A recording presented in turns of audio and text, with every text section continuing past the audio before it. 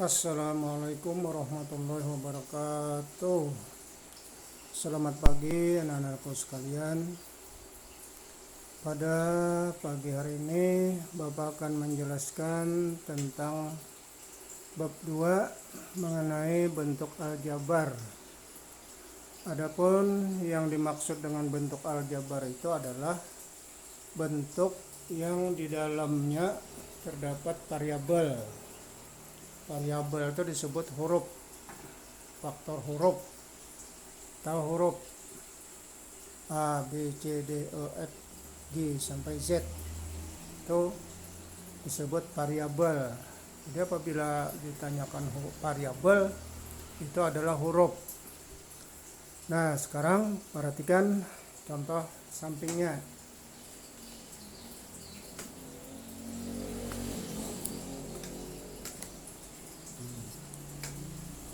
Misalnya 3P ditambah 7, 2 X kuadrat ditambah 2X dikurang 15, ya, A dikurang 9. Nah, sekarang perhatikan dari 3 soal tersebut huruf-hurufnya. Yang mana huruf-hurufnya? A, P, X, dan X kuadrat. Jadi lambang atau huruf A, P, X, dan X kuadrat itu disebut variabel atau faktor huruf. Sedangkan angka, tahu aja angka kan? Angka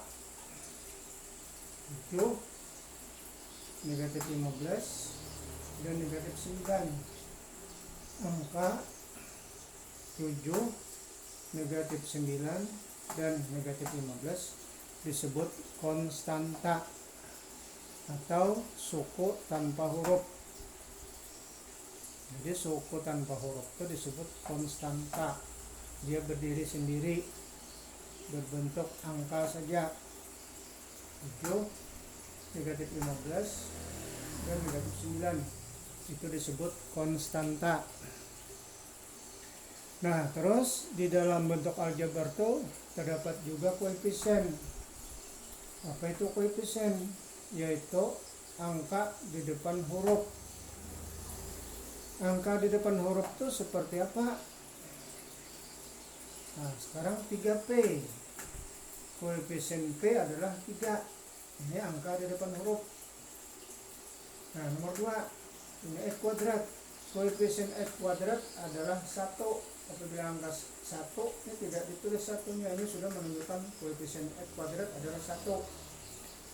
Terus koefisien X adalah positif 2. Sekarang koefisien A. Berapa koefisien A? Kalau tidak ditulis angkanya di depan huruf, berarti koefisiennya atau koefisien A itu adalah 1. Koefisien X kuadrat adalah 1. Koefisien P adalah 3. Koefisien X adalah 2. Sekarang perhatikan contoh sini. Misalnya X kuadrat tambah 2X tambah 3. Tentukanlah koefisien dari X kuadrat dan X. Jawabannya adalah koefisien X kuadrat adalah 1. Dari mana tadi ngambil 1? Tiap-tiap huruf kalau tidak ditulis angkanya dia mempunyai koefisien 1. Nah, sekarang koefisien 2X. Nah, 2X. Ini 2X. Nah, berarti ada angka 2 di depan X. Berarti koefisien 2X adalah 2. Nah, baik. Sekarang perhatikan sampingnya. Nah, tuh. Pada keterangan berikut itu ada yang namanya suku sejenis. Suku sejenis itu artinya diperhatikan apabila yang pertama syarat suku sejenis itu yang pertama dulu perhatikan hurufnya. Apabila huruf yang satu hurufnya X. Maka huruf yang kedua juga harus X. Kalau dia berpangkat 2, maka huruf yang satunya juga berpangkat 2. Nah, kalau misalnya suku pertama 2A dan suku kedua juga hurufnya harus A. Misalnya lagi suku pertama 3XY dan suku kedua dia juga hurufnya harus XY. Nah, adapun tingkatan-tingkatan bentuk aljabar itu ada disebut suku 1, suku 2, suku 3 dan seterusnya. Yang dimaksud dengan suku 1 tuh dia tunggal. Nah, X saja ini disebut suku 1. 3X saja ini disebut suku 1. 5A saja itu disebut suku 1. Nah, terus kalau ada temannya X tambah 3, X tambah 3, X dan 3 itu disebut suku 2. Nah, tapi apabila dia tuh 3 ini sendirian, tidak ada X-nya, berarti dia disebut suku 1.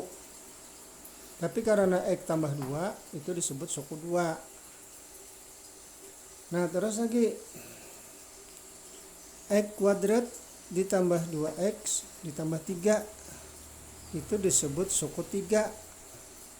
Sekarang kita perhatikan hurufnya. Walau ini hurufnya sama-sama X, tapi di sini ada pangkat 2, berarti X kuadrat dengan X itu beda, tidak sejenis. Maka X kuadrat ini satu jenis, 2X ini satu jenis, dan 3 satu jenis. Kalau dikatakan jenis, ini berapa jenis ini? Ini 3 jenis. Nah, maka apabila ada bentuk seperti ini, X kuadrat tambah 2X tambah 3 itu disebut suku 3. Nah, untuk selanjutnya Bapak akan menjelaskan tentang penjumlahan suku bentuk aljabar. Nah, untuk kalian pada hari ini nanti pelajari LKS-nya bab 4 bentuk aljabar dan operasinya. Tuh di LKS bab 4 halaman 51, bentuk aljabar dan operasinya. Nah, demikian penjelasan yang pertama. Jadi diperhatikan baik-baik apa yang Bapak sampaikan ini. Nah, setelah ini baru Bapak akan menjelaskan tentang penjumlahan bentuk aljabar.